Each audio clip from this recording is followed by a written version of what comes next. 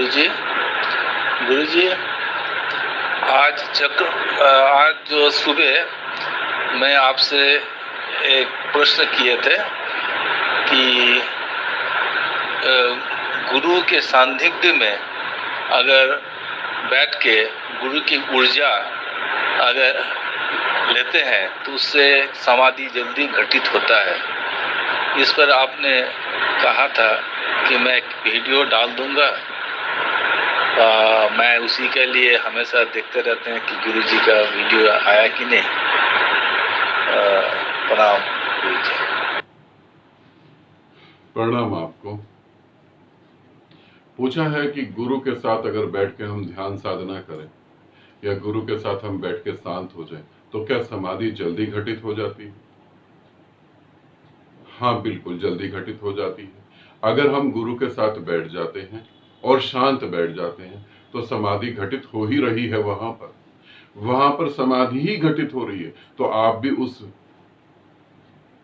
उस लय में जुड़ जाएंगे। जब उस लय में आप जुड़ जाएंगे तो समाधि घटित होने लगी। मगर प्रश्न ये है कि क्या आप गुरु के पास आके गुरु के पास बैठ पाएंगे? ये सबसे बड़ी बात है। गुरु इतना ऊर्जावान होता है, उसके शरीर के पास इतनी ऊर्जा गति कर रही होती है और इतना तेजी से गति कर रही होती है कि वहां आप जो भाव दशा में आते हैं वो भाव दशा और बढ़ जाती है। आप प्रेम लेके आते हैं तो प्रेम की भाव दशा और बढ़ जाती है। आप घृणा लेके आते हैं तो घृणा की भाव दशा और बढ़ जाती है। आप लालच लेके आते हैं तो लालच की भाव दशा और बढ़ जाती है। गुरु के पास जब आप आते हैं तो दिशा आपकी होती है और उस दिशा के हिसाब से आपकी गति हो जाती है। और गुरु के पास अगर आप कामना रहित आते, समाधि की भी कामना छोड़कर अगर आते हैं तो फिर समाधि घटित हो जाती है। प्रश्न यही उठता है कि गुरु के पास आप आए किस लिए हैं? अगर आप कहते हैं कि मैं समाधि पाने के लिए आया हूं या मैं परमात्मा को पाने के लिए आया हूं तो आपको एक भ्रम होता है कि गुरु से मुझे परमात्मा मिलेगा। आपके अज्ञान के कारण आपको गुरु का शरीर दिखाई देता है। गुरु और परमात्मा तो एक ही होते हैं, अलग अलग थोड़ी ना होते, अलग अलग नहीं होते। अब अगर आप गुरु के पास आके शांत बैठ जाते हैं तो आप देखेंगे आपके अंदर परिवर्तन चालू हो गया, आप समाधिस्थ होने लगे। और ये बहुत बड़ी बात है। अगर मैं कहूं कि एक साधक जो है 10 साल साधना कर रहा है, अकेले बैठकर, कहीं भी बैठकर, चाहे आप ऑनलाइन बैठ के साधना कर रहे हैं, चाहे कहीं भी कैसे भी, मगर जब आप गुरु के साथ बैठ के साधना करते हैं तब वो जो 10 साल कर रहे हैं वो 10 दिन में घटित हो जाता है, 10 दिन में परिवर्तन आ जाता है। मगर इसे हमेशा समझे, गुरु के पास बैठने का एक तरीका होता है।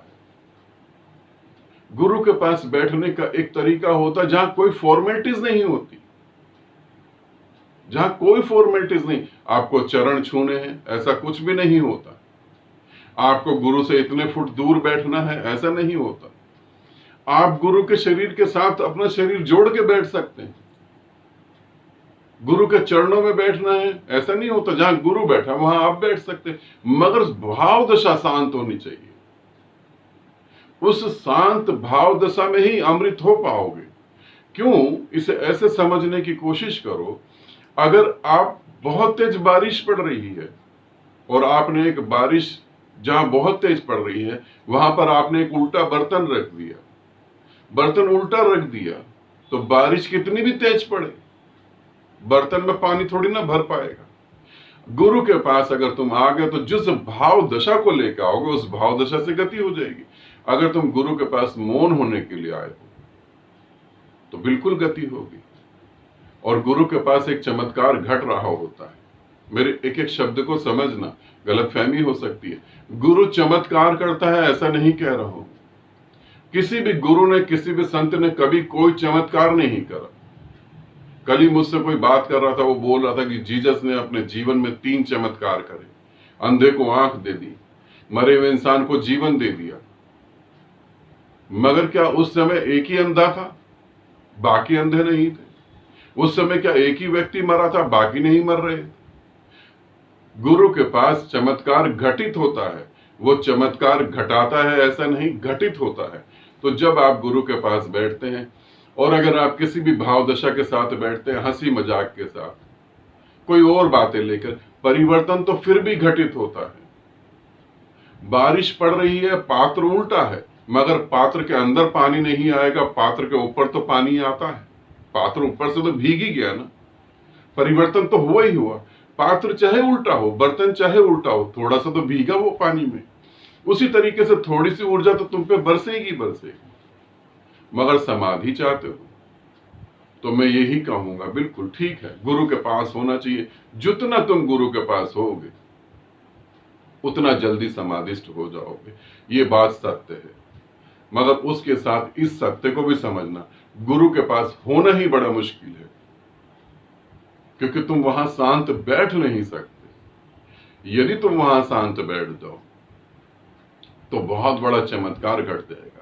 पहली बार तुम जानोगे कि गुरु जैसा कहीं कुछ भी नहीं है और शिष्य जैसा भी कहीं कुछ नहीं है, सभी एक है, अद्वैत घटित होगा।